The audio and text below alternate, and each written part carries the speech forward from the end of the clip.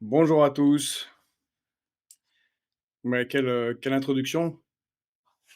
Bah, je pense qu'il fallait pour, les malheureusement, la commémoration, des 10 ans, ça fait déjà 10 ans que ces massacres ont eu lieu en France. Ce matin, justement, j'expliquais à mon fils, heu, qu'en France, effectivement, il y a 10 ans, des gens qui dessinaient se sont fait massacrer parce qu'ils dessinaient. Et il m'a dit: «Pourquoi?» et j'avais pas de réponse. En tout cas, voilà, c'est une commémoration importante. Il y a 10 ans, beaucoup de gens étaient descendus, dans les rues, même si, il y a eu des interprétations, différentes de qui était descendu dans les rues. On se souvient, du livre d'Emmanuel Todd, «Je ne suis pas Charlie». Il expliquait les structures, sociales derrière cela, mais c'était quand même un traumatisme, général. Et il y avait eu une alerte en 2011 déjà, les locaux de Charlie Hebdo avaient été brûlés, là encore par des islamistes. Et donc quand on répète, hein, les islamistes, il s'agit de ceux qui, utilisent la religion à des fins politiques, donc c'est l'islam politique. On a eu pas mal d'invités, experts et spécialistes, de l'islamisme qui sont venus sur Fréquence Populaire, nous en parler. Hem Et qu'est-ce qu'ils ne tolèrent pas? Ils ne tolèrent pas, le blasphème. Voilà. Heu, c'était le cas dans d'autres religions, mais en ce moment, l'islam politique, j'allais dire a le vent en poupe, plutôt, explose pour tout un tas de raisons, historiques et géopolitiques dans certains pays. D'ailleurs, il faut quand même le dire, pour, cette, triste, anniversaire, pour cette commémoration des 10 ans des assassinats des dessinateurs, mais aussi, heu, différentes personnes qui travaillaient à Charlie Hebdo ou du policier qui était un des premiers à être intervenu, à Charlie Hebdo. Ou, n'oublions pas avant, ceux qui avaient été tués par les frères Kouachi, il y avait, cette policière municipale à Montrouge, pas très loin de chez moi. Eh bien, pour cette, triste commémoration, on renoue des relations diplomatiques avec, la Syrie djihadiste, justement de ces gens-là qui ont commandité les assassinats, en tout cas dont les frères Kouachi et les autres se sont revendiqués. Ça va être très, très, très dur à expliquer, par exemple, à ton fils, ou à d'autres enfants. La logique derrière tout cela, ça n'a absolument aucun sens, hein. Là, j'avais alerté le 10 décembre, je ne sais pas si tu te souviens Pedro, sur, Mmh. le nouveau ministre de la justice de Syrie. Bon, il y a des gens qui ont découvert là récemment qu'il participait aux décapitations, aux exécutions de femmes, sommaires, justement en 2015, hein, et voilà. Donc il est ministre de la Justice et comme on a alerté, eh bien, ce sont des gens qui étaient des officiers supérieurs de très haut rang de Daesh. Ils ont maintenant l'ensemble d'un État à la main. Et hier, pour commémorer ce triste anniversaire, les États-Unis ont levé toutes les interdictions bancaires qui pesaient sur la Syrie dans le cadre des sanctions contre le régime d'Assad. Donc, ça va être open bar pour le financement. Voilà. J'espère qu'ils croient, qu'ils prient très fort pour que ces gens-là aient changé. Je ne le crois pas un seul instant. Donc, c'est assez tragique comme anniversaire, de ce point de vue-là. Et puis aussi d'un certain recul du droit au blasphème, puisque tout le combat, c'est le droit au blasphème. Ça a été un combat au 19e siècle en France, et Charlie Hebdo ne faisait pas que des caricatures de l'islam, des musulmans, de Mahomet ou d'Allah. Il en a fait du pape, du petit Jésus, de la Vierge, pour ceux qui connaissent Charlie Hebdo, il en a fait avec les rabbins, avec les juifs. C'est pas toujours de bon goût, on aime ou on n'aime pas, mais c'est une critique satirique, c'est le droit au blasphème qui est fondamental en France et que n'acceptent pas certains. Et malheureusement, quand on regarde entre les grandes manifestations et les réactions d'il y a 10 ans, eh bien, on a apparemment un recul, en particulier dans la jeunesse, ceux qui ont entre 15 et 25 ans, qui comprennent pas très bien qu'on puisse blasphémer, qui trouvent que c'est pas sympa pour les croyants, que quelque part, quelque part, ils l'ont bien cherché quand même. Et malheureusement, ce quelque part, ils l'ont bien cherché, a progressé en 10 ans. Donc là encore, c'est une deuxième raison pour avoir une commémoration un peu triste, c'est que le droit à ne pas croire, le droit à être athée, la laïcité recule, le droit au blasphème recule dans ce pays, euh, en France. Ça a été le cas ailleurs. Aux États-Unis, 2 ou 3 ans après les attentats de Charlie Hebdo, on a eu une décision qui était d'arrêter toute caricature sur les religions. Donc quelque part, il y a une victoire des ultra-religions en général et spécifiquement de l'islam politique.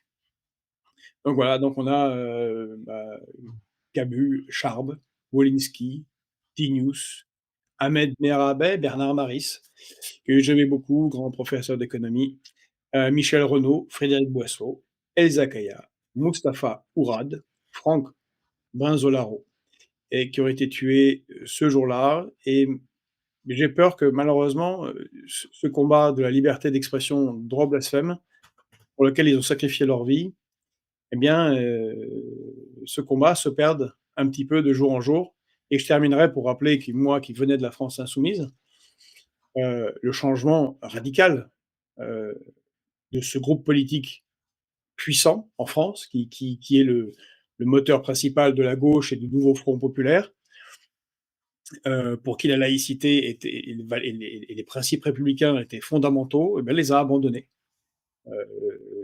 Jean-Luc Mélenchon avait même, une époque, été un extrémiste. Hein, 2010, 2011, 2012, 2013, il était pour poursuivre les femmes voilées dans la rue. Il était pour qu'il n'y ait même pas de femmes voilées dans la rue. On a un niveau que même beaucoup de laïcs ne demandent pas.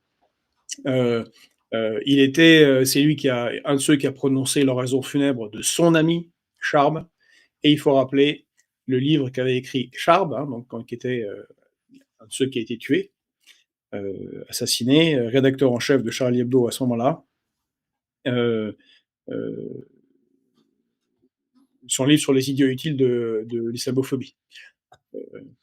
Avec quelqu'un de grand philosophe français comme Henri Peña-Ruiz, qui était la tête pensante de la laïcité à la France insoumise, au parti de gauche avant, eh bien, il disait si, l'islamophobie, c'est possible, comme la cathophobie, judéophobie, la critique des religions fait partie du droit à s'exprimer, de la laïcité. Eh ben, ça a été abandonné par ce courant de gauche, alors que la laïcité était un des liants centraux, fondamentaux, de toutes les coalitions de gauche pendant le 19e et le 20e siècle. Donc là, on a un recul, et quelque part, ça rend, troisième raison pour laquelle ça rend cette commémoration bien triste. Alors, je vais me permettre de réagir à un propos de Zigzag qui parle de la carte d'identité laissée par les frères Kouachi. Il faut savoir que dans le djihadisme, revendiquer son attentat, ça fait partie. Donc ces gens ne se cachent pas. C'est pas le crime organisé, c'est pas la mafia où le mec il fait son casse et il se barre sans laisser de traces. C'est des gens qui revendiquent leur action. C'est pour ça ils cachent pas leur identité et voilà, à part le seul qui a été en cavale, c'était Salah Abdeslam parce qu'il n'avait pas eu le courage d'assumer jusqu'au bout. Et donc il s'est caché parce qu'il s'est caché aussi bien de la police que de ceux qui venaient le chercher parce qu'il s'est pas fait exploser. Ouais. Donc il faut pas chercher des complots là où il y en a pas en fait. C'est malheureusement voilà, c'est Et puis, pour éviter les complots, je rappelle, je le ferai systématiquement, zigzag, les premières victimes de l'islam politique, des gens qui sont tués, brûlés, décapités, lapidés, massacrés, torturés, depuis plusieurs décennies, sont à 98% des musulmans dans des pays de religion ou de culture à majorité musulmane. L'Irak, la Syrie, la Libye, la bande de Gaza, l'Afghanistan, et ainsi de suite. À de très très loin. Donc, et effectivement, ce sont des gens qui revendiquent leurs actes. On peut dire que c'est leur courage. Mais tu parlais du religieux, effectivement en France, on a ce problème-là, mais on voit que c'est un peu partout, dans le monde, hein, retour d'un religieux politique violent. Par exemple, il y a l'exemple de la Corée du Sud où, les plus fervents soutiens du président, putschiste sont les évangéliques, qui empêchent, justement, alors je ne sais pas s'ils l'ont arrêté depuis hier, mais qui empêchaient son arrestation. Parce que, sous crainte d'une communisation de la Corée, par la Corée du Nord, du moins.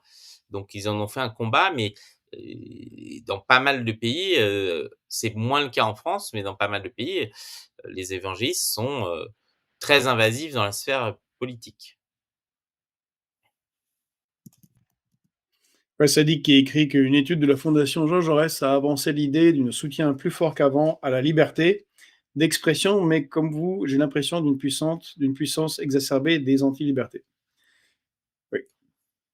Et sauf que le problème, c'est que dans cette analyse de la Fondation Jean Jaurès, ça dit que j'avais vu, bah, la liberté d'expression, c'est on y retrouve aussi la liberté d'expression religieuse, qui justement pose problème, et que la contraindre est considérée comme un acte contre la liberté. En tout cas, c'est quelque chose qui se répand assez fortement chez les jeunes.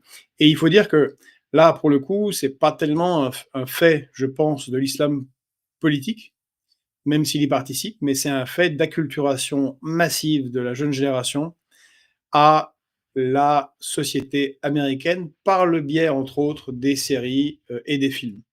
C'est-à-dire que ne pas blasphémer, In God We Trust, prêter serment sur la Bible ou sur le Coran ou sur la Talmud, sur tout ce que vous voulez dans les procès aux États-Unis, euh, euh, écrit on croit à Dieu sur les billets de banque. Le rapport religieux est très très très important aux États-Unis. C'est quelque chose qui est fondamental dans la société américaine, encore plus que la britannique. C'est un pays anglo-saxon communautariste. Les gens sont catalogués, structurés, mis dans des cases à partir de leur religion, et c'est quelque chose qui, je pense, a imprégné, évidemment, dans ce cas-là, comme ils sont quelque chose, ils sont sikhs, ils sont juifs, ils sont protestants, musulmans, il faut respecter cela, et c'est quelque chose qui a malheureusement ouais, qui a été absorbé par la jeunesse, de plus en plus par la jeunesse de France, mais c'est un concept de société américaine. Je sais pas, j'avais déjà raconté ici, mais quand j'étais étudiant aux États-Unis, j'ai eu la chance d'étudier à Cambridge, à Boston, enfin le Cambridge des États-Unis, qui est accolé à Boston, au MIT. Au moment de mon inscription formelle, il y a, voilà, le nom, prénom, adresse, tout ça, pays, et ainsi de suite, et religion. Je dis, pardon. Et il m'a dit, mais quelle est votre religion? Je dis, bah, ça vous regarde. Mais si, il faut que je rentre la case religion, monsieur. Je dis, mais je suis à l'université pour étudier au MIT. Quel rapport? Moi, j'arrivais avec ma logique de français. Je dis, mais qu'est-ce que vous en avez à faire de ma religion? Et si, il faut rentrer. Je dis, mais si je vous dis je suis athée, oui, mais il faut mettre une religion. Mais, hein? Et je leur dis, mais, et puis, c'est elle qui me dit, mais vous avez été baptisé? Ouais, bah oui, j'étais baptisé. Bah, à quoi? Ah, bah, orthodoxe. Ah, bah voilà, vous êtes orthodoxe. Hop, j'étais statistiqué orthodoxe. Ce qui est vrai, mes parents m'ont baptisé quand j'étais gamin chrétien orthodoxe, et c'est mon affaire personnelle si j'ai la foi ou pas la foi, ou si je crois ou je crois pas. Mais ils voulaient absolument que ce soit marqué et que ce soit respecté.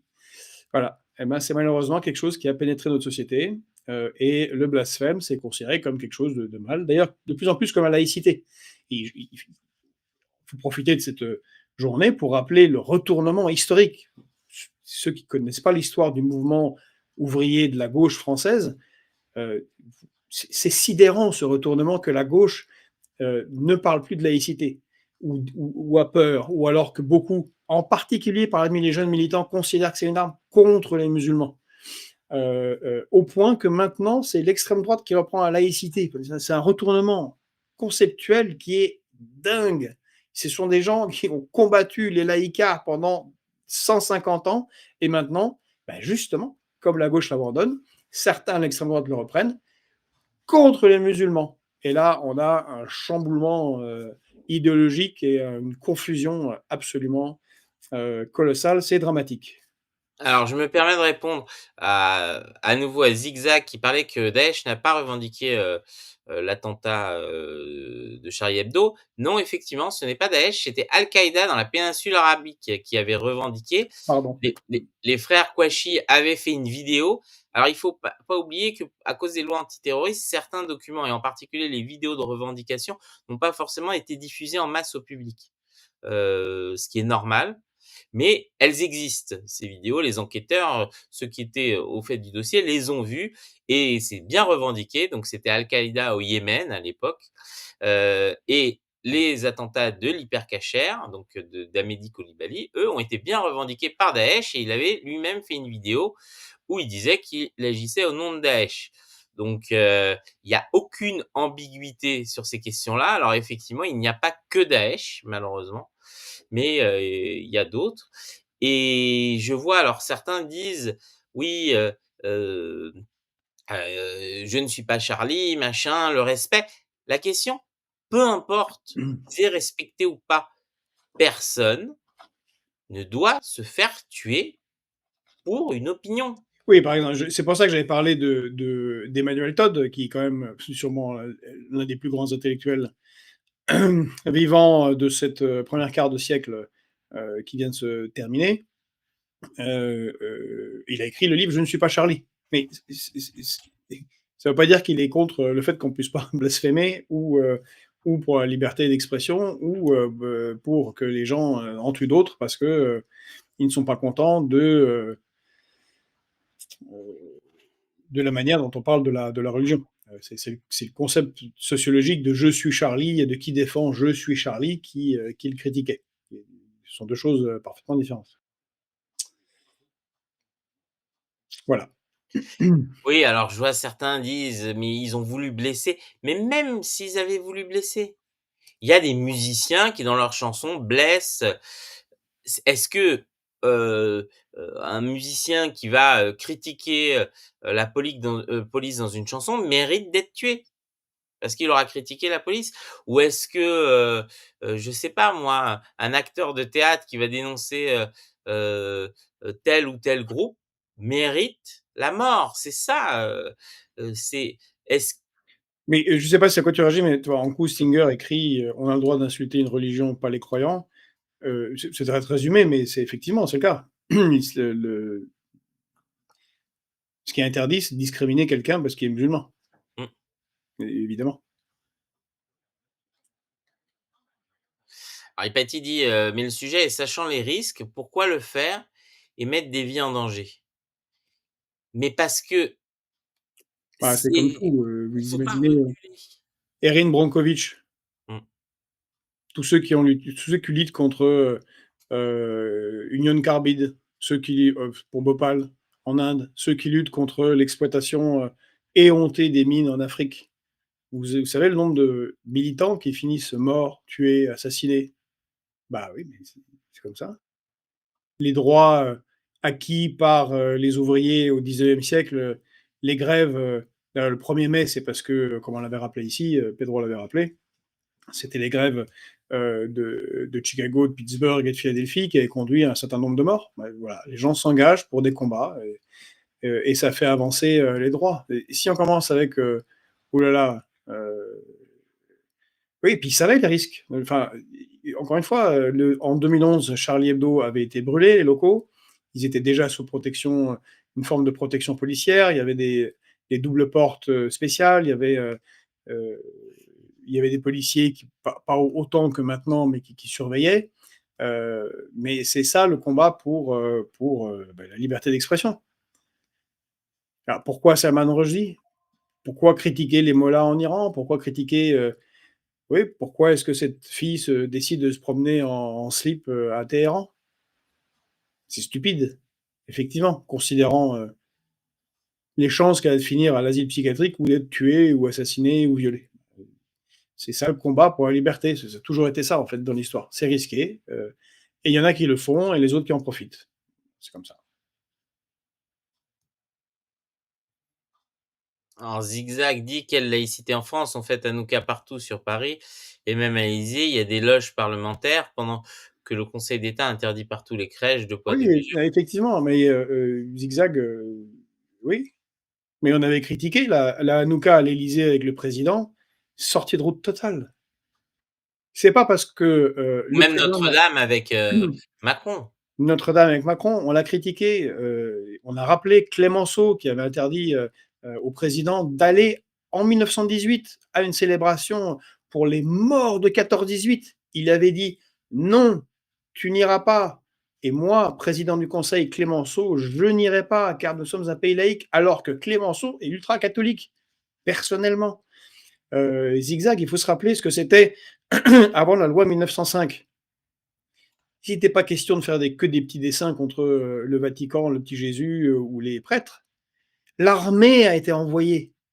La République a envoyé l'armée contre 800 congrégations catholiques.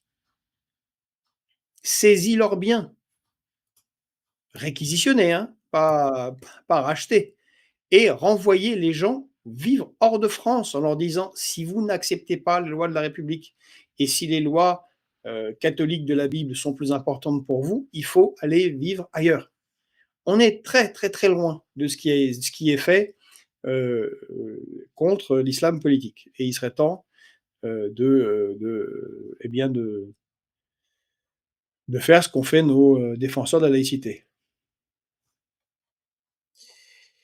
Dans Allez, tous les dans tous les cas, voilà, c'est important de se rappeler. Il y a la nouvelle une de Charlie Hebdo justement montre que même vis-à-vis d'eux-mêmes, puisque, pour ceux qui l'ont pas vu, ça représente donc un dessinateur avec, une kalachnikov, qui lui vise les fesses. Ils sont eux-mêmes, on va dire, critiques envers eux-mêmes. C'est-à-dire que la caricature ne se limite pas à, se moquer des autres. Il y a de l'autodérision, ils savent, on va dire, se moquer d'eux-mêmes ou des leurs quand il y a besoin voilà. et voilà et c'est un Et je droit. remercie Mmh. et je remercie Hypatie qui écrit bien sûr, personne ici à Fréquence Populaire ne pense que la laïcité serait à géométrie variable. Ouais. Je rappelle qu'on avait fortement critiqué, alors c'était pas encore Fréquence Populaire, hein, c'était République Swan, on avait fortement critiqué dès 2017 le président de la République qui était allé faire bon, il était allé faire l'Aïd avec les musulmans, puis il est allé voir dans une, dans une église parler avec les évêques, puis il est allé voir les protestants, puis il est allé voir les juifs pour faire je sais pas quelle fête. Encore une fois, c'est un Américain et il veut que la société française disparaisse. Il a fait comme font les présidents américains. Il va voir chaque communauté, il la respecte et les représentants de chaque communauté essaient de négocier un petit bout de gras en plus pour eux. Ben, voilà, c'est une catastrophe. Emmanuel Macron, de ce point de vue-là, a été une catastrophe. En 2017, avec la conférence avec les évêques, en allant faire l'Aïd, en allant parler à l'intérieur de Notre-Dame de Paris, en faisant Hanouka à l'Élysée, c'est un destructeur de l'identité française, en particulier sur la laïcité. Et par rapport à toutes les religions, et c'est évident, mais je ne crois pas qu'on puisse trop nous critiquer de ce point de vue-là.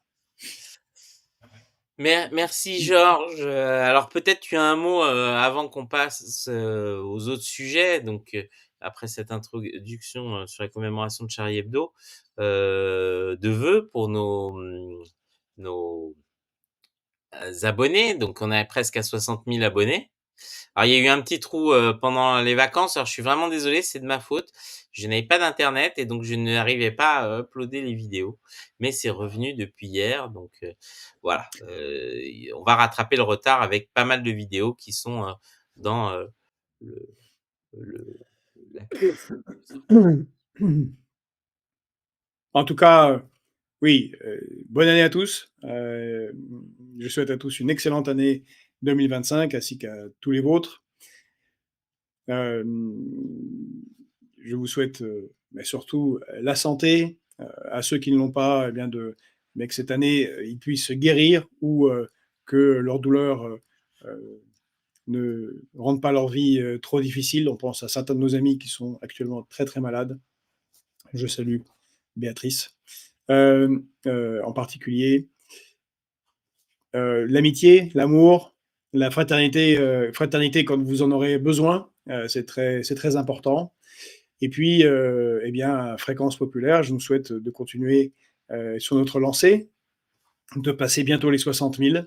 On va se remplumer en effectifs et en capacité.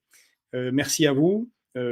Bientôt, on va avoir une nouvelle structure et plus de participants qui vont faire que quand on a eh bien, des problèmes de vie, ou qu'il y a des fêtes de fin d'année, ou des enfants malades, ou des problèmes structurels parce qu'on n'est pas au bon endroit, eh bien, on n'aura pas de blocage. Disons que là, ça a été la fête, la trêve des confiseurs, et qu'on a un peu, voilà, on a pris un peu de repos, et on relance Fréquence Populaire à fond. Mais merci, Georges. Donc, on va parler d'un sujet qui t'est cher. Donc, je vais partager à l'écran cette donnée. Donc, apparemment, on est des ingrats. Humains, on est. Certains sont des ingrats, puisque Macron a exhorté les pays africains qui, il estime, sont vraiment tous des ingrats et déplore qu'on lui a pas dit merci. Alors, qu'est-ce que toi tu as à dire et sur tout ce traitement, alors que la France recule en Afrique, on voit bien la défiance, et cetera, que Macron, on dirait, au lieu de faire amende honorable, s'enfonce encore plus? Mais je ne sais pas si Gamadouze dans le chat écrit c'est full déni qu'il se tape. C'est full déni qu'il se tape. Je ne sais pas à quoi carbure Emmanuel Macron. En tout cas, il y a une chose qu'il a prouvé hein, dans ses vœux du Nouvel An, dans ses propos au soir de l'élection européenne, après les législatives, lors de la crise politique qu'on vit depuis des mois, il est incapable de reconnaître une quelconque responsabilité à quoi que ce soit, au déficit de la France, à la désindustrialisation, à la crise politique, à la crise morale, aux échecs en Afrique. Et jamais il est responsable de rien. Il est président depuis 7 ans, responsable de rien. C'est vraiment c'est caractéristique, j'allais dire, des bouffons, et c'est la caractéristique de gens qui ont un tel melon, un hubris à ce point développé que tout est sûrement la faute des autres. Et là, on a un moment hallucinant. Hallucinant. Il fait une conférence de presse où il dit oh, c'est nous qui voulons nous retirer d'Afrique. Tout ça a été discuté avec les pays africains et on a été assez bons et gentils pour leur laisser annoncer. Alors que c'est quelque chose que moi j'avais décidé. Donc il essaye de retourner euh, euh, euh, cette situation alors que non, c'est la politique africaine sous Nicolas Sarkozy, sous François Hollande et encore pire sous Emmanuel Macron, certaines formes de néocolonialisme poussées par les accords de développement économique voulus par l'Union européenne, qui font que, bien sûr, l'intervention absurde, criminelle, qui n'a aucun sens, qui n'a eu aucun sens historiquement en Libye, qui a produit ce chaos généralisé au Sahel, qui justifie que des pays africains se détachent. Ne parlons pas des visites d'Emmanuel Macron en Afrique, à chaque fois qu'il a fait une visite en Afrique, que ce soit au Burkina Faso, que ce soit en Algérie, que ce soit, alors le pire c'était en République démocratique du Congo, il nous a ridiculisés tous collectivement en tant que Français. À chaque fois à discuter le bout de gras, à se moquer des présidents, à se moquer du pays. Mais c'est horrible, on l'a vu encore. Alors, c'est un territoire sur le continent africain, mais c'est un territoire français, à Mayotte. Qu'est-ce qu'il trouve à dire à Mayotte à part oh, vous les noirs là, ah bah, ça serait, si vous ne seriez pas en France, ça serait 10 000 fois pire. Mais c'est sidérant, c'est la honte intégrale. Voilà, et il nous met la honte. Donc évidemment, il dit n'importe quoi.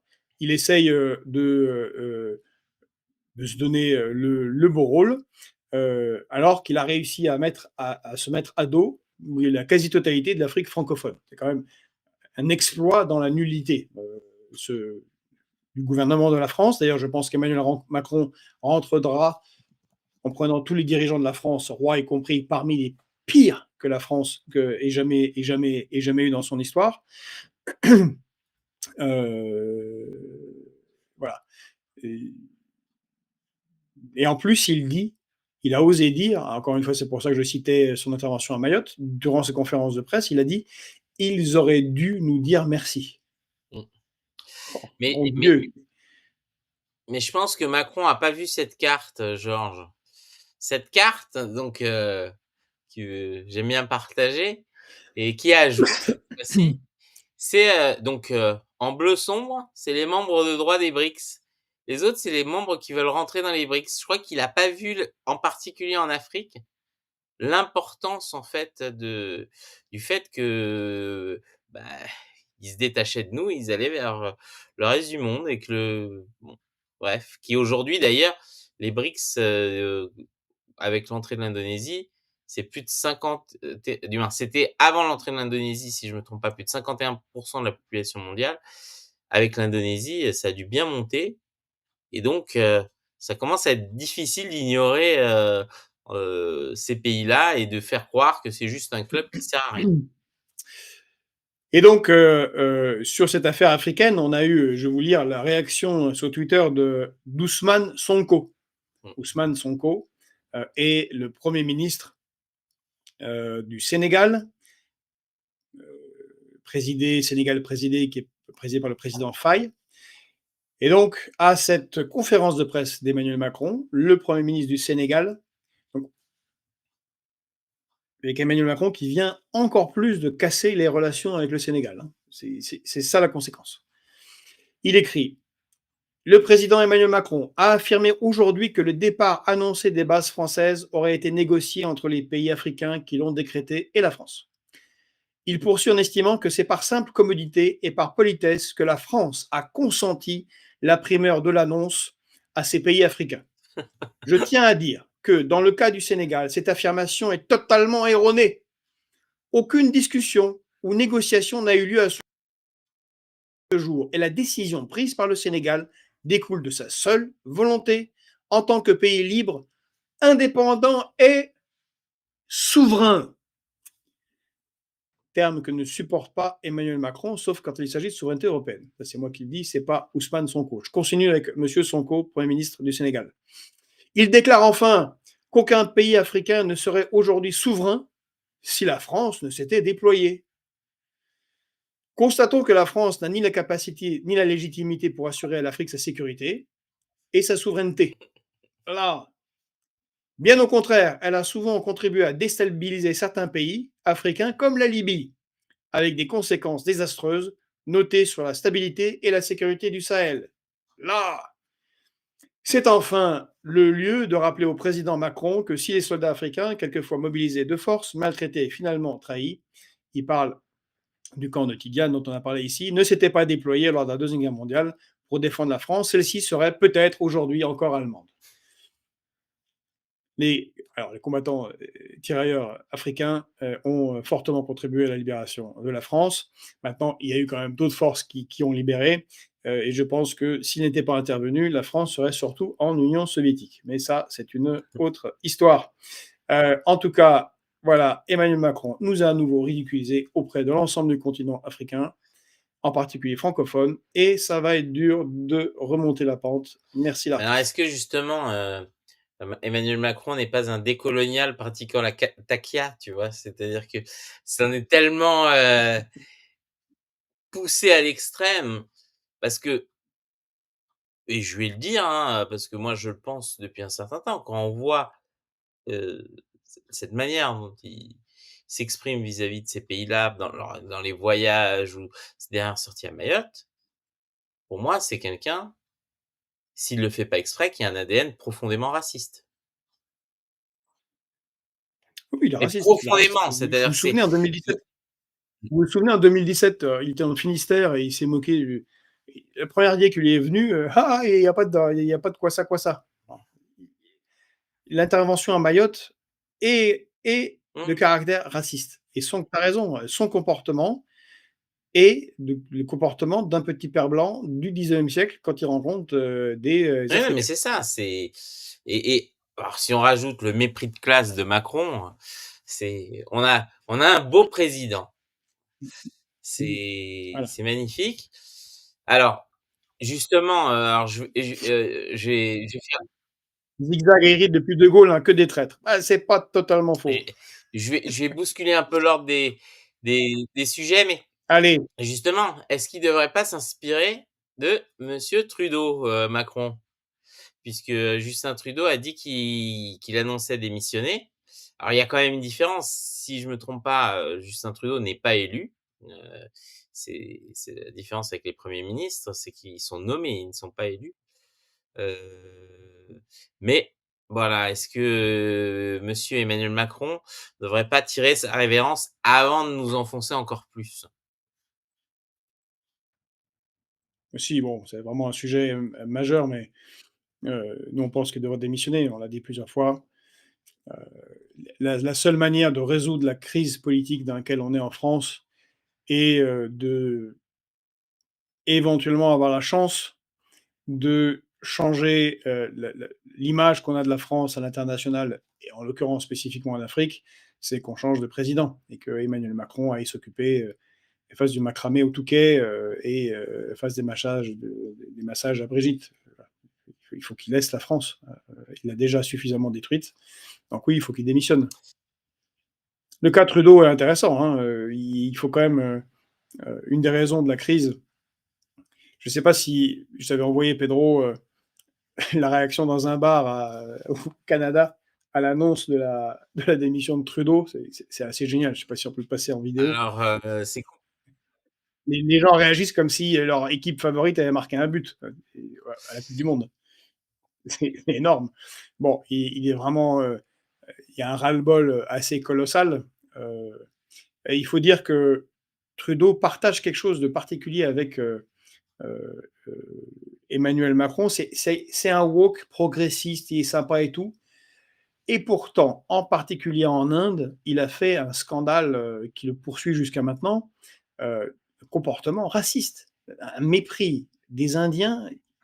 Il a ridiculisé le Canada dans tout le sous-continent indien, de la manière que Macron l'a fait en Afrique. Ils sont mus par la même idée que ce qu'eux sont, occidentaux, progressistes, woke, néolibéraux, c'est super, tout le monde veut ça. C'est pas le cas. Et donc ça leur a fait faire énormément d'impairs. Il y a eu un scandale géopolitique avec la Chine. Il y a quand même, devant les caméras, Xi Jinping l'a renvoyé comme un petit garçon à l'école. Parce que Trudeau a voulu faire le cake, comme Macron avec Biden, profitant d'une caméra qui était là pour. Vous vous souvenez, Macron avait dit à Biden, ouais, vous savez, j'ai négocié, j'ai dit ceci, il faudrait après, ça serait important qu'on parle de ce sujet sur la Syrie. Bon, Biden l'a regardé, on n'a pas dû très bien entendre ce qu'il lui disait. Mais Trudeau, c'est pareil. Trudeau avait fait une sortie publiquement, comme Macron, il a dit oh, j'ai négocié, j'avais une discussion avec Xi Jinping. Vous vous souvenez, Macron, c'est ce qu'il avait fait avec Poutine. Il dit publiquement des choses qu'on ne dit pas parce que c'est des négociations. Et bah, profitant d'une conférence internationale, il était directement voir Xi Jinping avec son grand sourire. Ah, il faudrait qu'on parle de ceci et cela. Et Xi Jinping le regarde très froidement et lui dit ce ne sont pas des comportements de chef d'État, ce que vous faites, je ne vous parlerai pas. Et il se barre. Bon. Oh, allez, dégagez, il n'y a rien à voir. Bon, mais une des raisons, c'est la crise qu'il y a en ce moment entre le Canada et les États-Unis, dont on parle, mais pas du tout ici. Alors, Trump, il a dit, alors qu'ils ont un accord de l'ALENA. L'ALENA, c'est une zone de libre-échange néolibérale entre les États-Unis, le Mexique et le Canada. Et Trump dit qu'il va imposer des taxes de 25% sur les productions du Canada qui vont aux États-Unis. Or, le Canada et les États-Unis, c'est évidemment des échanges massifs. Hein. En tout cas pour le Canada, c'est les échanges les plus importants. Et donc, la manière de réagir à cette menace fait que c'est dans le parti de Trudeau, c'est la raison principale pour laquelle Trudeau démissionne. Hein. Et Trump n'a pas manqué de dire bye bye Trudeau, le prochain Premier ministre sera peut-être plus enclin à considérer que le Canada devienne le 51e État des États-Unis. C'est-à-dire, Trump va être président dans 13 jours et il continue à dire que le Canada est un morceau des États-Unis. C'est comme si le prochain président de la France parlait de la Belgique ou de la partie francophone de la Suisse en disant ah, ce sont des départements français. Ça nous appartient pas déjà, la Belgique? Hein? Ça nous appartient pas déjà?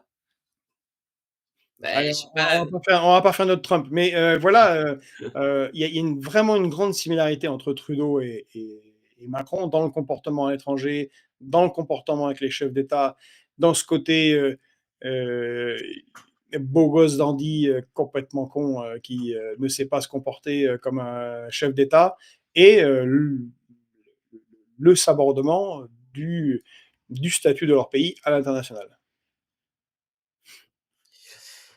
Alors justement, on a parlé de Macron, mais on va parler de Darmanin.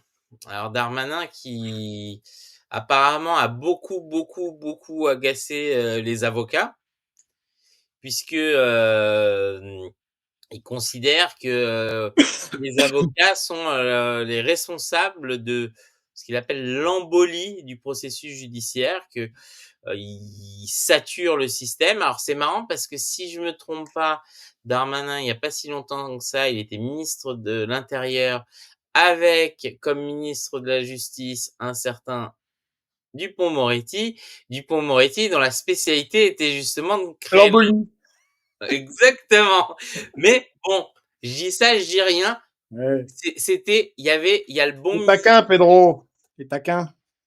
Exactement, parce que c'est quand même connu. Et d'ailleurs, pour ceux qui s'intéressent, ça fera le lien un peu avec un sujet d'après, mais ceux qui s'intéressent un peu à la question, l'immense majorité des acquittements ou des procès gagnés par Éric Dupond-Moretti le sont pour des vices de forme, et en particulier dans le cas des procès d'Outreau.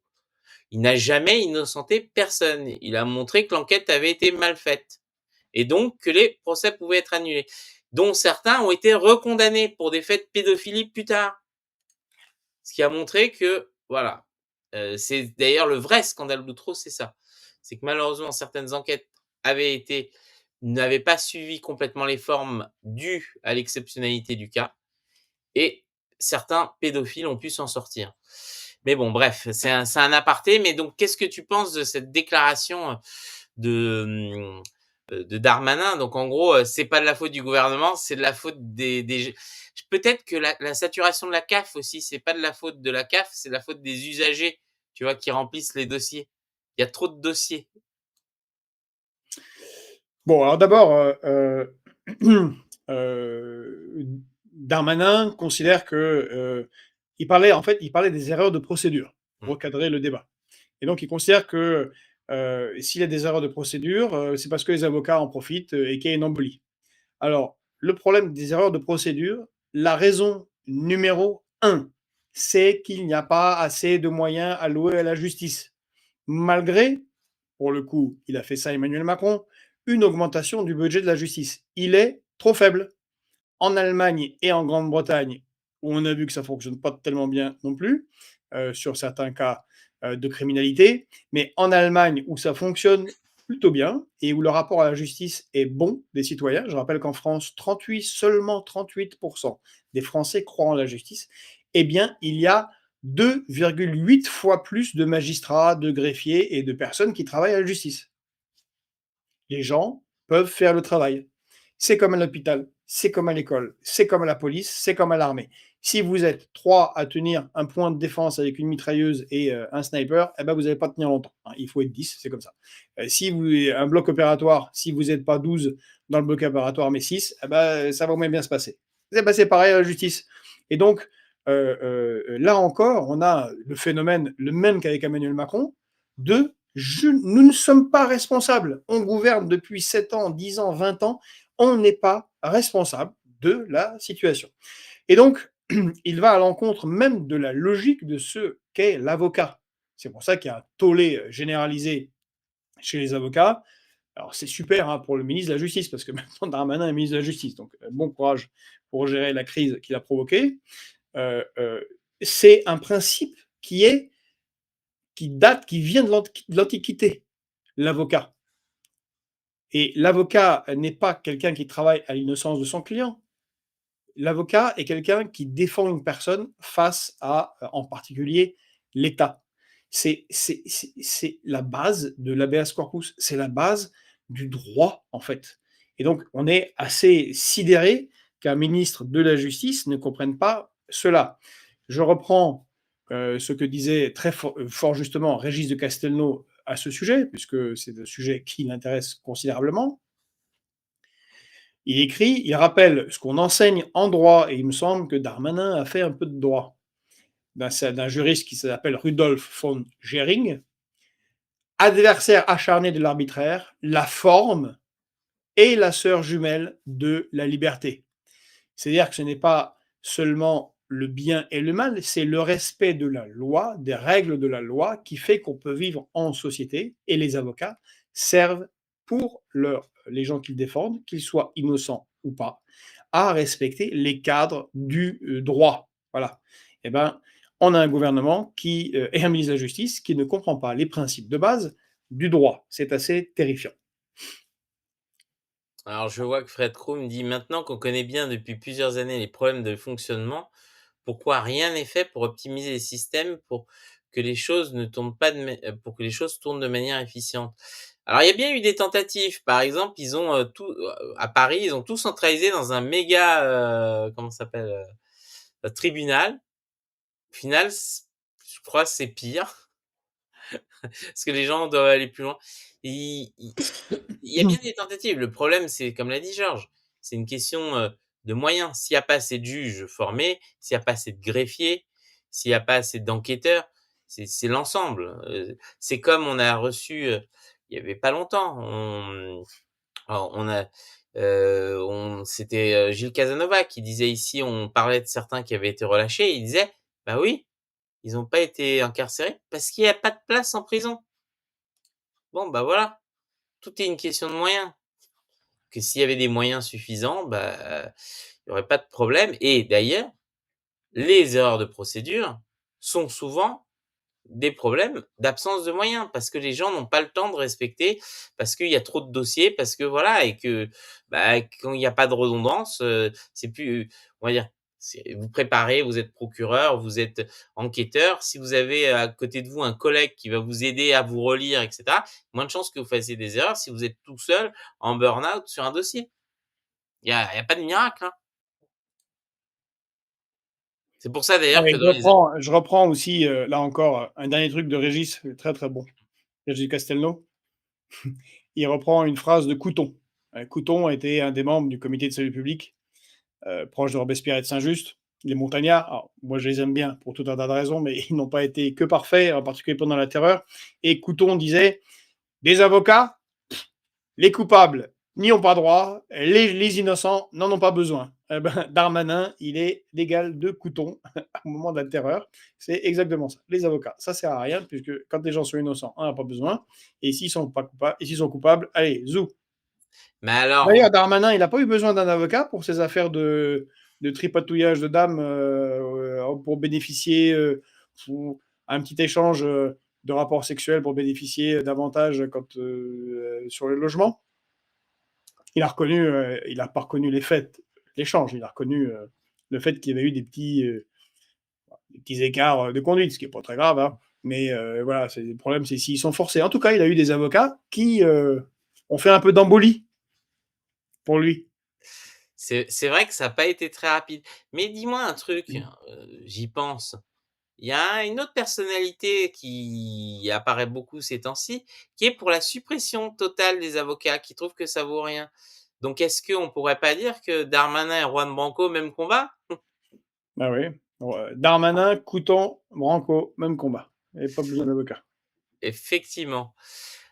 Alors, un autre sujet, heu, c'est, parce qu'on revient sur Macron, mais avec le alors maintenant, il y a, on va dire certains l'appellent, je vais vous donner exactement, le président Musk ou le second in chief. Avec donc le sous-président américain, si on peut dire ça comme ça, qui n'a pas apprécié qu'Emmanuel Macron l'accuse, d'interférence en Europe. On voit effectivement, monsieur Musk très, offensif, politiquement, beaucoup plus qu'avant. Qu'est-ce que toi tu as à dire là-dessus? Eh bien que Emmanuel Macron s'est, à nouveau ridiculisé. Comme tous ceux, comme Nathalie Loiseau, comme tous ceux qui, critiquent, Elon Musk. Non pas spécifiquement parce que Elon Musk aurait raison de faire ce qu'il fait, mais juste parce que il n'avait rien à redire quand c'est Bill Gates qui fait la même chose ou, George Soros. Même certains en ont profité. Je parle des financements colossaux, à tel ou tel organe de presse, à tel ou tel think tank, à telle ou telles ONG, spécifiquement de Bill Gates et de George Soros. On se rappellera les financements de Bill Gates, au Monde, par exemple.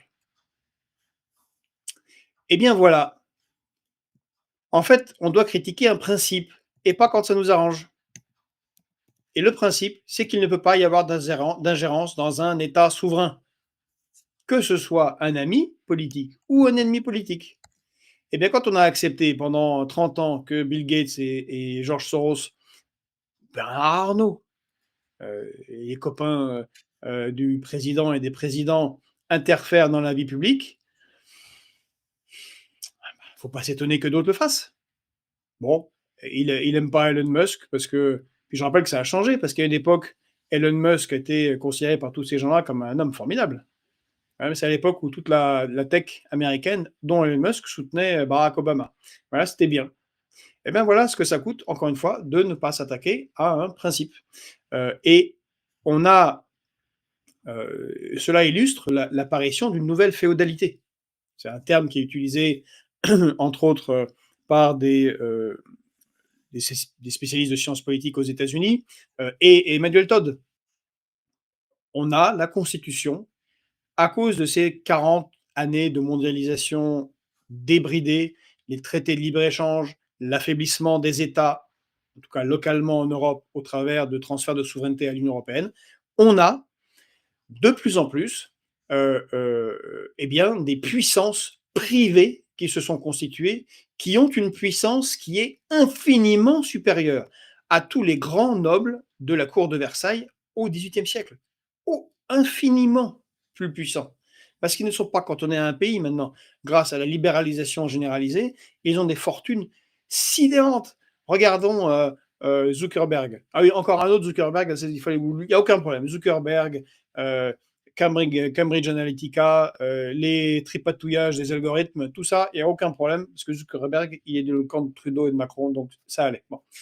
Zuckerberg, fortune en 2010, autour de 10-12 milliards, à 244. Elon Musk, il était à 2 milliards, il est à 480 milliards, et ainsi de suite. Je rappelle, parce qu'on l'a dit régulièrement ici, sur les 15 dernières années, les 500 premières fortunes ont fait plus 467%. Fois 5 en fortune. Des milliardaires, hein, fois 5. Alors pour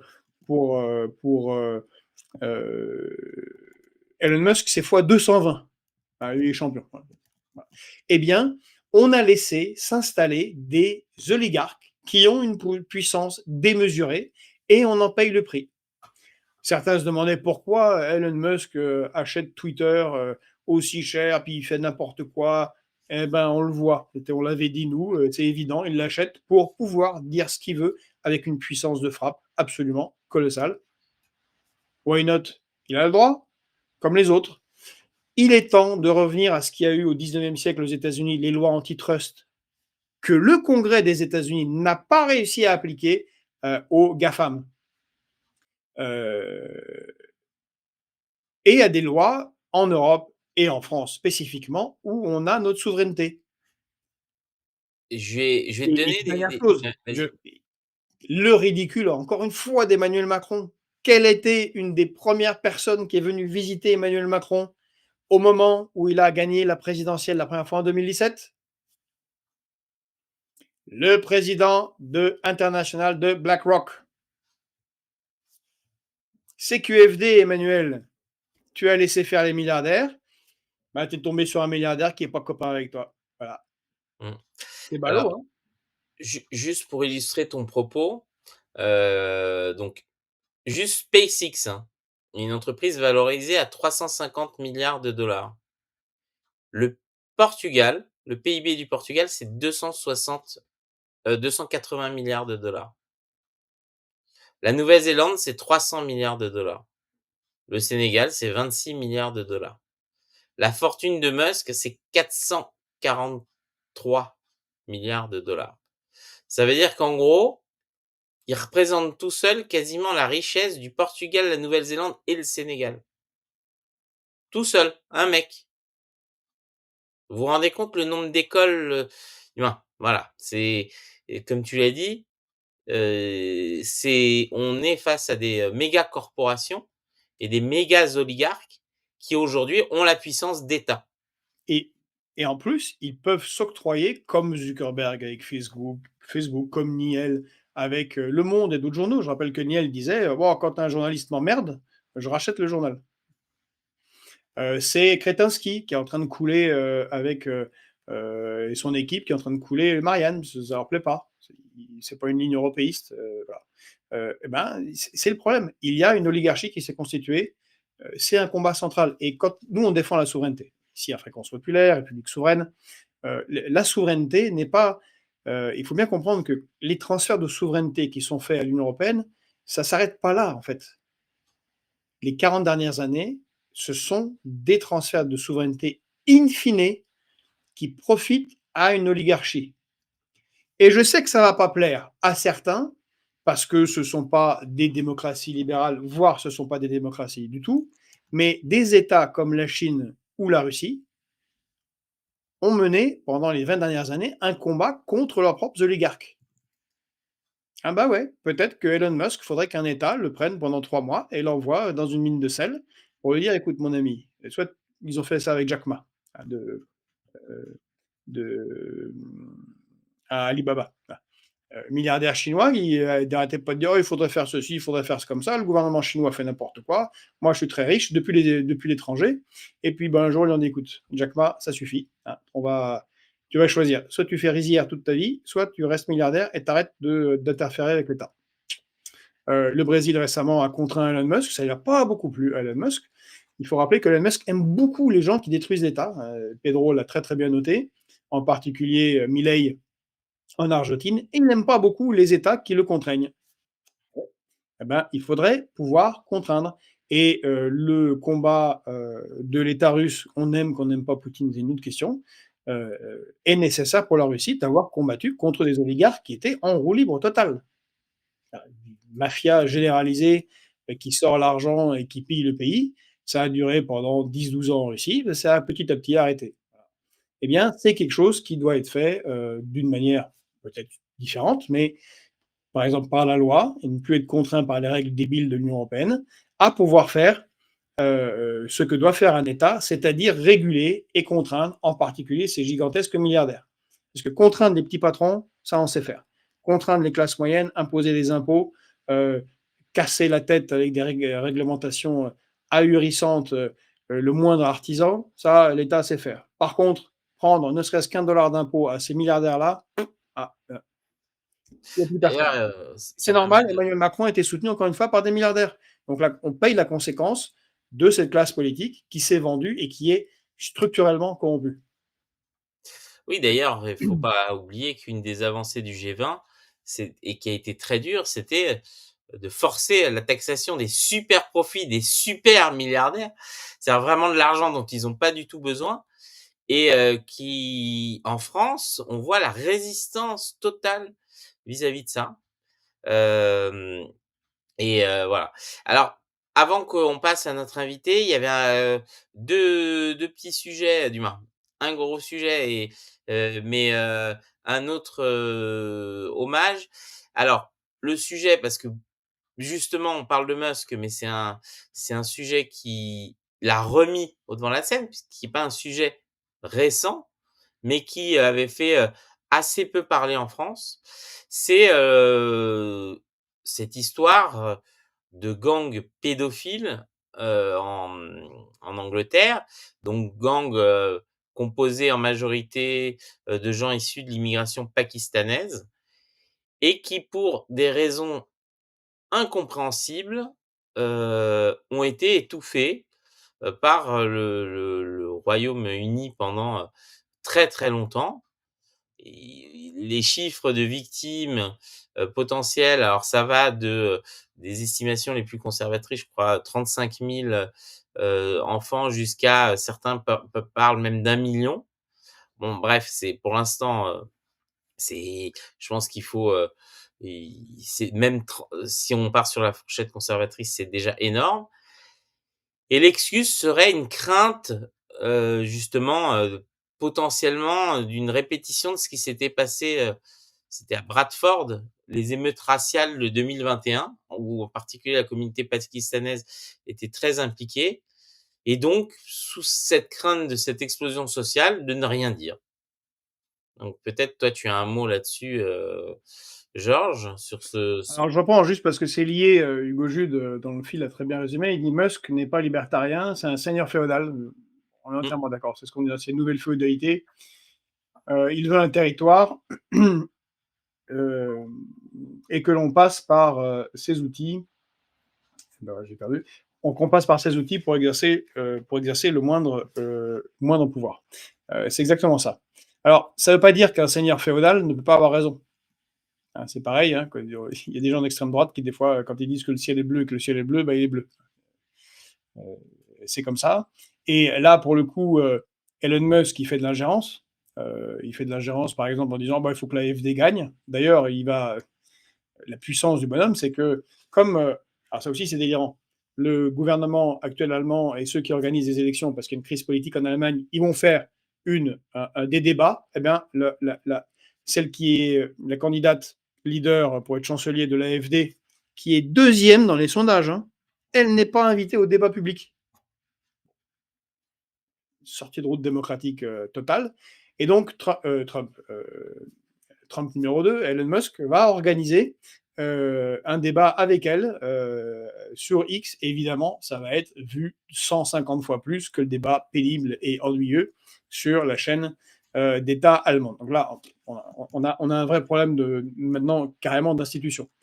Mais néanmoins, sur ce coup-là, Elon Musk a eu raison. Il rappelle, c'est un scandale intergalactique. Et la Grande-Bretagne, le Royaume-Uni, on ne l'aborde pas assez comme ça, mais si vous lisez la presse, si vous allez sur des forums, des chats de discussion anglais, et je me suis perdu un peu dedans hier soir un peu tard, c'est sidérant ce qui se passe dans ce pays. Il y a un risque, une forme de guerre civile, c'est-à-dire les émeutes de Bradford ou les émeutes qu'il y a eu dans d'autres villes peuvent se multiplier très sévèrement car on a le constat par la population qu'il y a une faille colossale de l'État, un dysfonctionnement sévère de l'État, de la police, de la justice, avec Keir Starmer, le Premier ministre, qui au moment des faits, il y a 10 ans, était procureur général, donc qui aurait couvert tout ça pour les raisons indiquées par Pedro, pour ne pas nuire à l'idéologie que le multiculturalisme à l'anglo-saxonne, le communautarisme fonctionne bien. Ça fonctionne pas bien. Ça fonctionne même très très mal. Mais en dehors de ça, on a un phénomène là je vais encore reprendre Emmanuel Todd, décidément c'est la journée, de racisme de classe. Les prolos britanniques, qu'ils soient blancs ou autre chose, ont été trahis par la droite et par leur gauche, ont perdu leur boulot, ont été mis dans des zones de relégation, ont perdu des pouvoirs publics, ont perdu des transports, ont perdu, se sont paupérisés, et maintenant, ils constatent que on peut sodomiser leurs enfants. Voilà. On peut violer leurs filles, leurs petits garçons, et c'est pas très grave. Que ce soit des élites qui profitent de pédocriminels pour agir et faire ce qu'ils veulent, ça passe. C'est pas grave. Que ce soit des gangs pakistanais complètement délirants qui agissent dans une impunité totale, c'est pas grave, c'est des prolos. C'est un peu outro. C'est un peu toute une série de crimes. Bon, on s'en fiche, c'est chez les pauvres. Alors qu'on a une indignation légitime. C'est pas pour comparer en disant que c'est pas bien. Légitime quand il y a, bah, par exemple, Madame Pellico. On en a parlé ici. Mais on peut pas juste avoir de temps en temps une indignation et là, dans un crime qui est sidérant. C'est-à-dire que, comme tu as dit, Pedro, le chiffre haut, c'est 1 million. Et le chiffre haut, c'est pas des fascistes qui l'ont dit. Et je l'ai publié hier.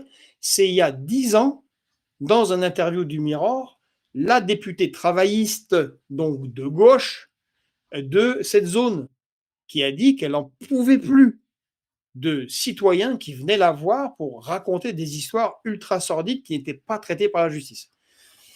Cette impunité n'est pas possible. On ne peut pas, sur le dos du respect de la diversité et du multiculturalisme, accepter les crimes. Un crime est un crime, qu'il soit commis par un riche, un blanc, un pauvre, un Pakistanais, un bonhomme d'extrême droite. On s'en fout. Un crime est un crime et doit être poursuivi. Sinon, c'est l'ensemble du socle de la société qui s'effondre. Et c'est ce qui est en train de se passer en Grande-Bretagne. Ça s'effondre. Oui, tout à fait. De toute façon, je pense que leur crainte déraisonnée, des émeutes raciales doit être aussi parce que la politique qu'ils ont menée, de raboter tous les coups fait que probablement ils ont plus les moyens, de se battre contre les émeutes raciales Et surtout, et ils ne savent pas qu'est-ce qu'ils vont faire.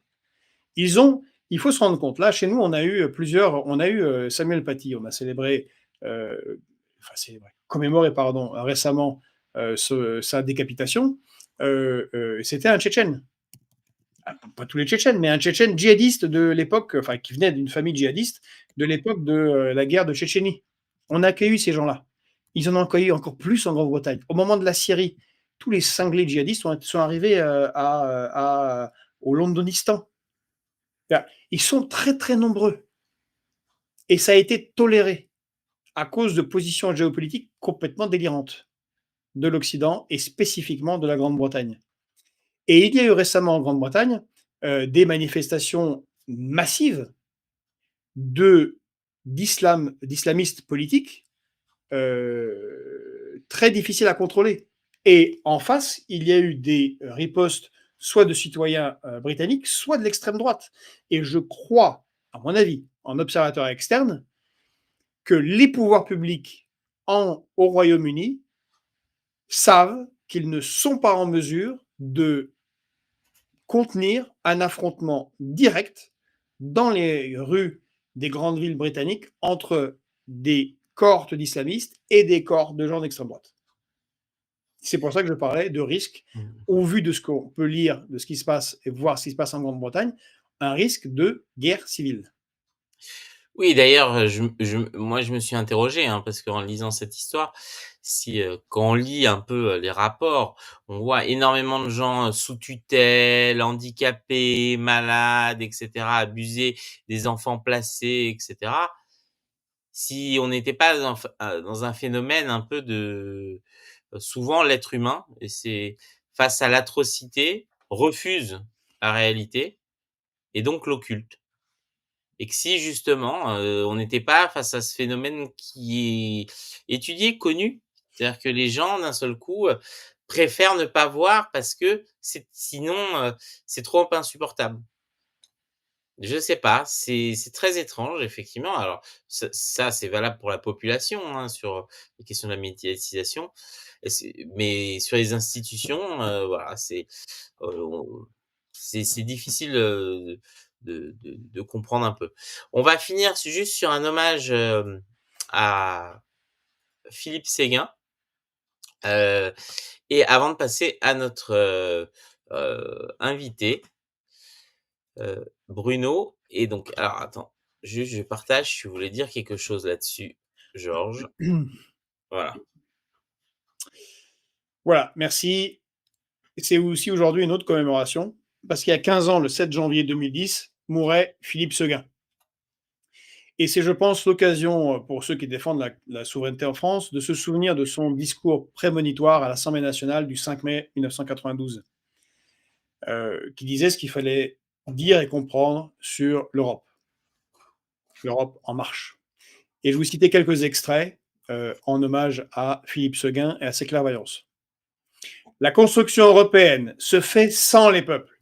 Elle se fait en catimini, dans le secret des cabinets, dans la pénombre des commissions, dans le clair obscur des cours de justice. Voilà 35 ans que toute une oligarchie d'experts, de juges, de fonctionnaires, de gouvernants prend au nom des peuples, sans en avoir reçu mandat, des décisions dont une formidable conspiration du silence dissimule les enjeux et minimise les conséquences à la décharge des absents. Je reconnais bien volontiers que le conformisme ambiant, pour ne pas dire la vérité terrorisme intellectuel qui règne aujourd'hui, disqualifie par avance quiconque n'adhère pas à la nouvelle croyance et l'expose littéralement à l'invective. Qui veut se démarquer du culte fédéral est aussitôt tenu par les faiseurs d'opinion au mieux pour un contenteur de la modernité, un nostalgique ou un primaire au pire pour un nationaliste forcené, tout prêt à renvoyer l'Europe aux vieux démons qui ont si souvent fait son malheur. Mais constatons-le, ce débat ne s'engage pas vraiment. On se contente de faire dans l'incantation. C'est beau, c'est grand, c'est généreux, Maastricht. Ou dans la menace à peine voilée, Maastricht ou le chaos. Si vous ne votez pas Maastricht, vous ne serez jamais ministre. Tout se passe en réalité comme si personne n'avait vraiment envie de débat. De renoncement en renoncement, nous avons nous-mêmes contribué à détourner le peuple de la chose publique et à ruiner le sens civique. Il est temps de dire que bâtir l'Europe des 12 sur la peur obsessionnelle de la puissance de l'Allemagne est tout de même une bien étrange démarche proche de la paranoïa. D'autant qu'à force de vouloir faire cette intégration à tout prix, on va finir par faire l'Europe allemande plutôt que de ne pas faire l'Europe du tout, ce qui serait un comble. Il ne servira à rien de tenter de ficeler l'Allemagne, car l'Allemagne, et c'est bien naturel dans sa position avec les moyens dont elle dispose, ne renonce à sa souveraineté que si elle domine l'ensemble, certainement pas si elle lui est subordonnée. Et comment peut-on imaginer que l'Allemagne va renoncer à jouer son jeu en Europe centrale? N'a-t-elle pas d'ailleurs clairement annoncé la couleur quand elle a reconnu unilatéralement la Croatie sans se soucier des engagements communautaires qu'elle avait pris quelques semaines auparavant? Une fois de plus, il nous faut considérer le monde tel qu'il est et non pas tel qu'on voudrait qu'il soit.